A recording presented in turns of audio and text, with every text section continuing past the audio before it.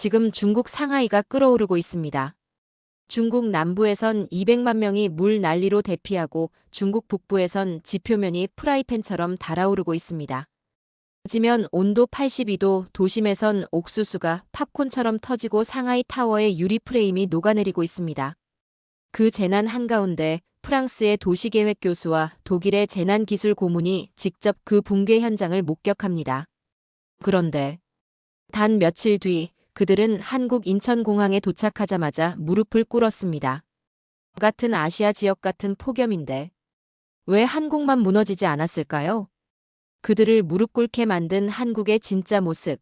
지금부터 그 충격적인 24시간을 공개합니다. 감동누리의 세상을 잇는 감동적인 이야기를 놓치지 않으려면 구독 버튼 눌러주세요. 그리고 좋아요 한 번씩 눌러주시면 더 많은 분들이 이 특별한 이야기를 만날 수 있습니다. 파리 소르본 대학의 피에르 뒤보아 교수는 30년간 도시계획을 연구해온 세계적인 전문가입니다. 파리의 생강 홍수 방제 시설, 런던의 템스, 배리어 설계에 참여한 그는 이번에 UN 해비타트의 특별 프로젝트 팀장으로 상하이에 왔습니다. 함께 온 볼프강 슈바르츠 박사는 독일 연방재난관리청에서 20년간 근무한 재난기술 전문가입니다. 독일 서부 대홍수 당시 아르바일러 지역 대피 시스템을 지휘했던 그는 유럽 최고의 재난 대응 전문가로 불립니다. 우리의 임무는 단순했습니다. 기후변화 시대 메가시티의 생존 전략을 찾는 것이었죠. UN 해비타트의 미래도시 적응력 프로젝트. 전 세계 10대 메가시티를 대상으로 한 2년간의 대규모 연구 프로젝트였습니다. 상하이는 그 첫 번째 대상지였죠. 오전 10시, 기온 52도, 지면 온도는 무려 81도. 피에르 교수는 땀에 흠뻑 젖은 채 측정기를 들고 있었습니다. 그의 손이 떨렸습니다. 30년간 도시를 연구했지만 이런 상황은 처음이었거든요. 볼프강, 저기 봐요. 피에르가 가리킨 곳에서는 기이한 일이 벌어지고 있었습니다. 거리 한복판에 놓인 프라이팬 위에서 계란이 익고 있었어요. 옥수수 알갱이들이 팝콘처럼 터지는 소리가 귓가에 울렸습니다. 볼프강 박사는 열화상 카메라를 들고 주변을 스캔했습니다. 피에르, 이건 재난 매뉴얼에 없는 상황이에요. 아스팔트 온도가 73도를 넘어섰습니다. 그때 두 사람의 시선이 상하이 타워로 향했습니다. 632m 높이를 자랑하는 중국의 자존심. 하지만 그 유리 프레임이 서서히 휘어지고 있었어요. 실링제가 녹아 흘러내리는 모습이 마치 거대한 촛불 같았습니다. 이건 단순한 더위가 아니라 도시 시스템의 완전한 붕괴였습니다. 피에르 교수는 노트에 적었습니다. 상하이 타워 높이 632m, 건설비 24억 달러. 하지만 극한 기온에 대한 대비책은 전무. 더 충격적인 건 정부의 대응이었습니다. 국영 CCTV에서 흘러나오는 뉴스 상하이 지역은 평범한 여름 날씨를 보이고 있습니다. 시민 여러분은 과도한 걱정을 마시기 바랍니다. 볼프강 박사는 고개를 저었습니다. 독일이었다면 이미 비상사태를 선포했을 텐데. 거리의 시민들은 무표정한 채 체념에 잠겨 있었습니다. 마치 이미 모든 것을 포기한 것 같은 눈빛이었어요. 한 노인이 피에르 교수에게 다가와 속삭였습니다. 교수님, 이런 일은 매년 반복됩니다. 하지만 아무도 책임지지 않아요. 피에르와 볼프강은 서로를 바라봤습니다. 유럽에서 온 이들에게 이런 상황은 충격 그 자체였습니다. 재난을 재난으로 인정하지 않는 정부, 그리고 그 현실을 받아들이며 살아가는 시민들. 그날 저녁 호텔에서 두 사람은 UN 본부에 첫 보고서를 보냈습니다. 상하이 현황. 도시 인프라 붕괴 진행 중. 정부 대응 체계 마비. 시민 안전 시스템 부재.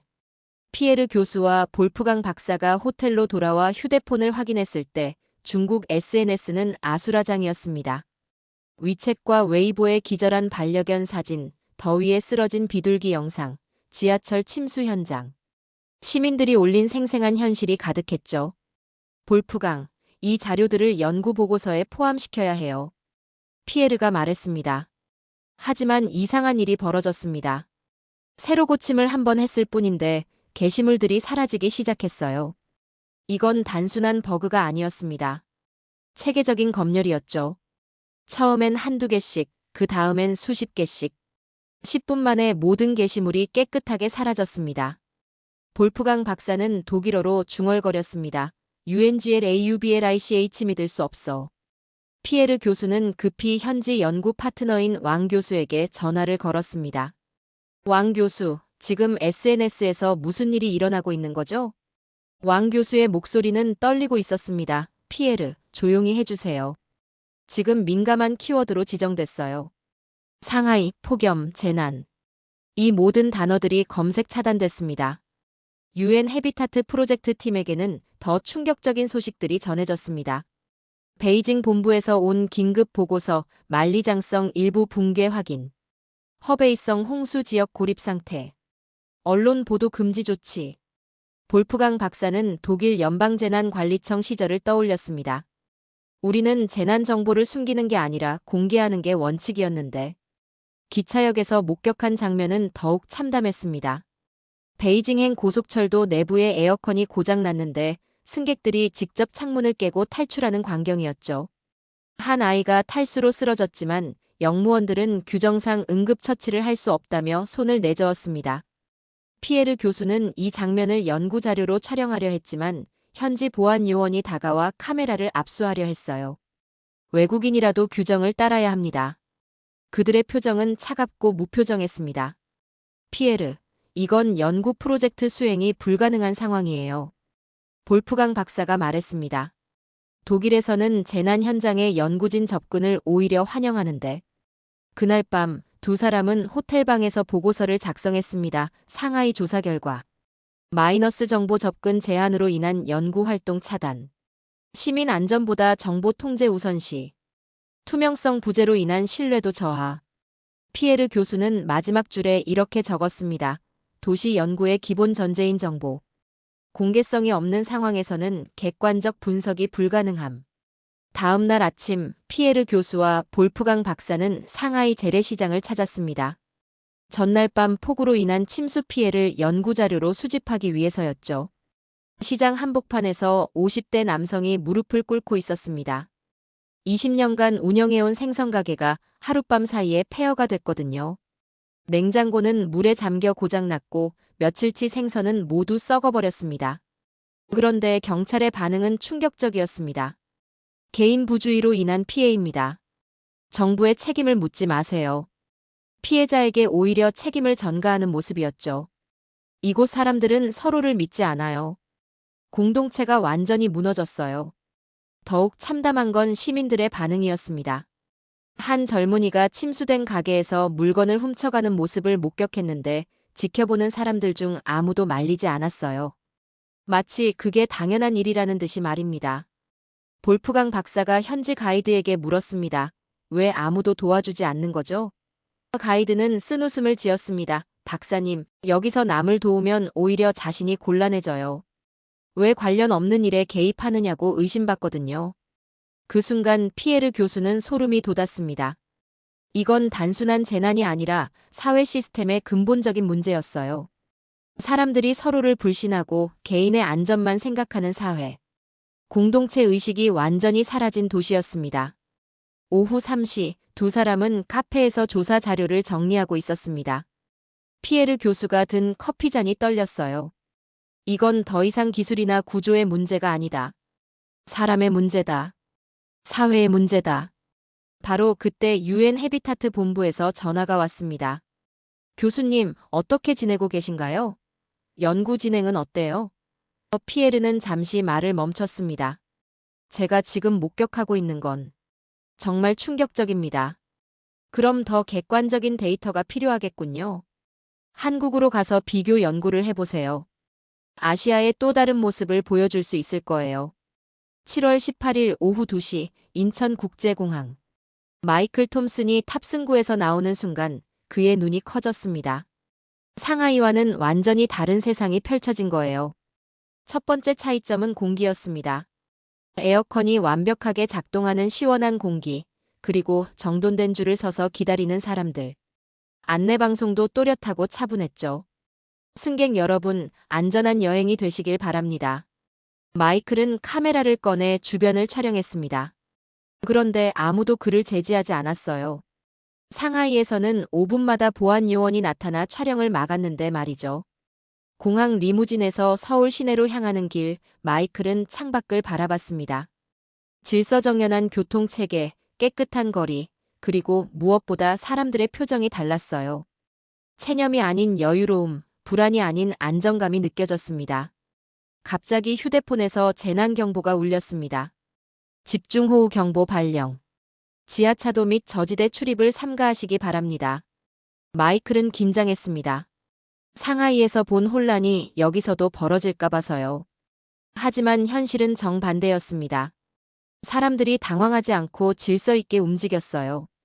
버스 정류장에서 우산을 챙기고 지하철역 직원들이 침착하게 안내방송을 했습니다. 승객 여러분, 안전을 위해 지하 구간 운행을 일시 중단합니다. 여긴 공항이 아니라 질서와 신뢰의 도시였습니다. 지하철 4호선 명동역에서 마이클이 목격한 장면은 더욱 놀라웠습니다. 한 노숙인이 재난 방송을 듣고 조용히 대피하는 모습이었어요. 그런데 역무원이 그에게 다가가 안전한 곳으로 모시겠습니다라고 말했습니다. 상하이에서는 상상도 할 수 없는 일이었죠. 마이클은 그 순간을 놓치지 않고 촬영했습니다.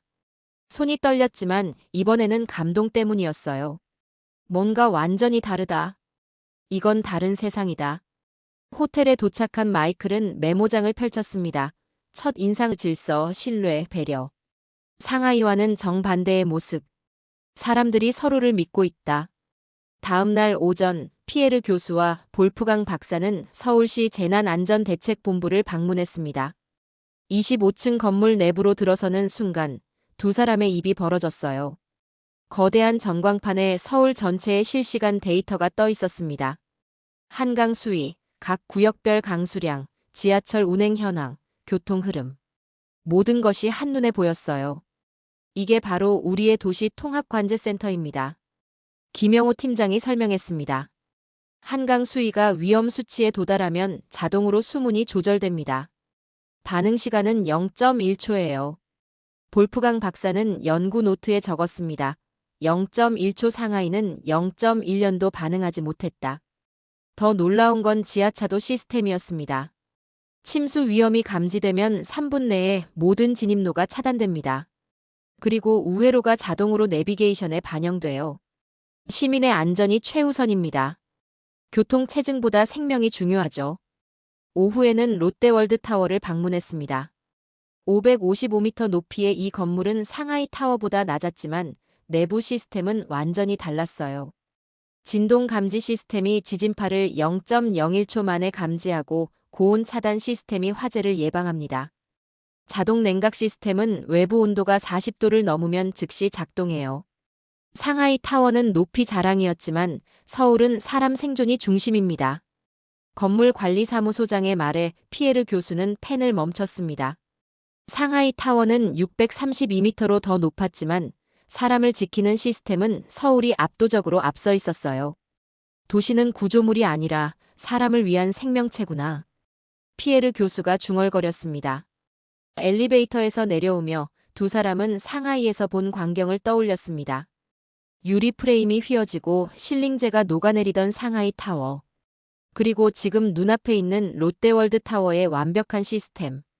그날 밤 볼프강 박사는 독일 본부에 이메일을 보냈습니다.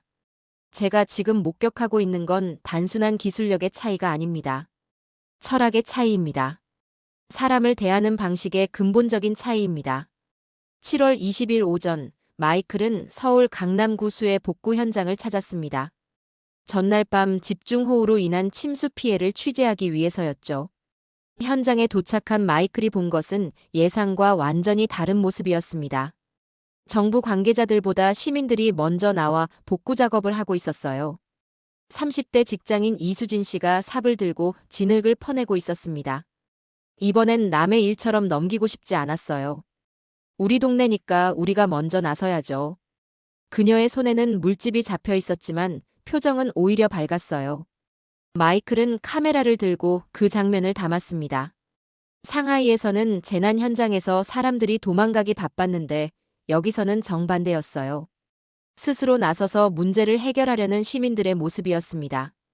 서울은 정부보다 시민이 먼저 움직이는 곳이었습니다. 더 놀라운 건 상점들의 대응이었습니다. 근처 편의점에서는 미리 생수와 응급용품을 준비해뒀고 아파트 관리사무소에서는 모래주머니를 자율적으로 배치했어요. 아무도 지시하지 않았는데 말이죠. 정부가 시키지 않았는데 왜 이렇게 하시나요? 마이클의 질문에 편의점 사장은 웃으며 답했습니다. 당연한 거 아닌가요? 우리 동네 사람들이 불편하면 안 되잖아요. 오후 3시 마이클은 자원봉사센터를 방문했습니다. 젊은 대학생부터 70대 노인까지 다양한 연령대의 사람들이 모여 있었어요. 그들은 각자 할 수 있는 일을 찾아서 자발적으로 참여했습니다. 한국 사람들은 왜 이렇게 적극적으로 참여하나요? 마이클의 질문에 자원봉사센터 박민호 센터장이 답했습니다. 우리는 개인주의보다 공동체 의식이 강해요. 내 문제가 곧 우리 모두의 문제라고 생각하거든요. 그 순간 마이클은 깨달았습니다. 상하이에서 본 개인주의와 불신, 그리고 지금 목격하고 있는 공동체 의식과 신뢰. 이게 바로 두 도시의 가장 큰 차이점이었어요. 마이클은 메모장에 적었습니다. 한국의 진짜 국력은 첨단 기술이 아니라 시민의식에서 나온다. 다음 날 피에르 교수와 볼프강 박사는 서울시청 브리핑룸에서 재난 상황 브리핑을 참관했습니다. 상하이에서 경험한 것과는 완전히 다른 모습이었어요. 서울시 재난안전대책본부장이 단상에 올라 말했습니다. 시민 여러분, 현재 상황을 정확히 알려드리겠습니다. 그리고 실시간 기상 데이터, 피해 현황, 복구 계획까지 모든 정보를 공개했어요. 볼프강 박사는 깜짝 놀랐습니다. 상하이에서는 정부가 정보를 숨기고 검열했는데 여기서는 정반대였거든요. 오히려 시민들이 더 많은 정보를 알 수 있도록 적극적으로 공개했습니다. 혹시 부정적인 내용도 다 공개하나요? 피에르 교수의 질문에 담당자가 답했습니다. 물론입니다. 시민들이 정확한 정보를 알아야 올바른 판단을 할 수 있거든요. 더 놀라운 건 통신사들의 대응이었습니다. 재난 상황에서는 모든 통신사가 무료 와이파이를 개방했어요. 심지어 외국인 관광객까지 포함해서 말입니다. 국가 철학의 차이입니다. 한국은 진실을 공유하고 중국은 진실을 통제합니다. 피에르 교수는 이 말을 연구 노트에 적으며 상하이를 떠올렸습니다. 시민들이 올린 SNS 게시물이 몇 분 만에 사라지고 언론이 검열당하고 진실이 은폐되던 그 도시를 말이죠. 오후에는 KBS 방송국을 방문했습니다. 재난 방송이 어떻게 이루어지는지 직접 보기 위해서였어요. 뉴스룸에서는 기자들이 실시간으로 현장 상황을 보도하고 있었습니다. 시청자 여러분, 현재 강남구 일대의 침수가 해소되고 있습니다. 복구 작업은 예상보다 빠르게 진행되고 있으며 앵커의 목소리는 침착하고 신뢰감 있었어요. 볼프강 박사는 PD에게 물었습니다. 정부에서 보도 내용을 통제하지 않나요? PD는 웃으며 답했습니다. 오히려 정부가 우리에게 더 많은 정보를 제공해 달라고 요청해요. 시민들이 정확한 정보를 알아야 안전하거든요. 그날 밤 두 사람은 호텔방에서 UN 본부로 보낼 중간 보고서를 작성했습니다. 제목은 투 시티즈, 투 펄라서피즈 두 도시, 두 가지 철학이었어요. 7월 21일 오후 4시 마이클의 휴대폰에 긴급 재난 문자가 왔습니다. 태풍 칸눈 서울 접근 중. 오늘 밤 11시경 상륙 예정. 외출 자제 바람. 마이클은 긴장했습니다. 상하이에서 본 혼란이 여기서도 벌어질까 봐서요. 하지만 서울의 대응은 완전히 달랐습니다. 먼저 하수관이 미리 열렸습니다. 물이 고이기 전에 배수할 준비를 한 거예요. 주요 교통로는 통제됐고 실시간 내비게이션에 즉시 반영됐습니다. 지하차도는 예방 차원에서 봉쇄됐어요. 이 나라는 문제가 생기기 전에 미리 준비합니다. 마이클은 시내 곳곳을 돌아다니며 촬영했습니다. 시민들이 당황하지 않고 질서 있게 대피하는 모습, 방송에서는 오락 프로그램을 중단하고 재난 방송에 집중하는 모습을 담았어요. 밤 9시 마이클은 강남구 한 아파트 단지를 방문했습니다. 주민들이 자발적으로 노인들부터 안전한 곳으로 대피시키고 있었어요. 아무도 지시하지 않았는데 말이죠. 할머니, 1층은 위험하니까 우리 집에서 주무세요. 30대 주부가 80대 할머니를 부축하는 모습에 마이클은 눈물이 났습니다. 이 나라는 위험을 혼자 견디지 않게 만들어줍니다. 태풍이 지나간 다음 날 아침, 마이클은 다시 거리로 나갔습니다. 복구 작업이 이미 시작되고 있었어요. 정부보다 시민들이 먼저 나서서 말이죠. 카페에서 마이클은 편집장에게 마지막 보고를 했습니다. 데이비드, 내가 여기서 본 건 단순한 재난 대응이 아니야. 사회 시스템의 근본적인 차이야. 사람을 대하는 철학의 차이야. 인천공항 출발 게이트에서 파리로 돌아가는 비행기를 기다리던 피에르 듀보아 교수는 마지막 보고서를 작성하고 있었습니다. 옆자리에 앉은 볼프강 슈바르츠 박사는 여전히 충격에서 벗어나지 못한 모습이었어요. 피에르, 내가 20년간 재난 현장을 다녔지만 이런 차이는 처음 봅니다. 피에르 교수는 키보드를 두드리며 말했습니다. 볼프강, 우리가 목격한 건 단순한 기술력의 차이가 아니었어요. 철학의 차이였습니다. 유엔 헤비타트 본부로 보내는 최종 보고서에 그는 이렇게 썼습니다. 도시는 얼마나 높게 짓느냐가 기준이 아니다.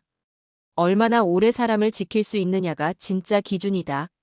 상하이 타워는 632m로 세계에서 두 번째로 높았지만 극한 상황에서는 속수무책이었습니다. 반면 한국의 건물들은 높이보다 안전을 우선시했죠. 진짜 국력은 GDP나 군사력이 아니라 사람을 지켜내는 시스템과 의지에서 나온다. 볼프강 박사가 고개를 끄덕이며 말했습니다. 맞아요. 독일도 시스템은 좋지만 한국처럼 시민들이 자발적으로 참여하는 모습은 보기 드물어요.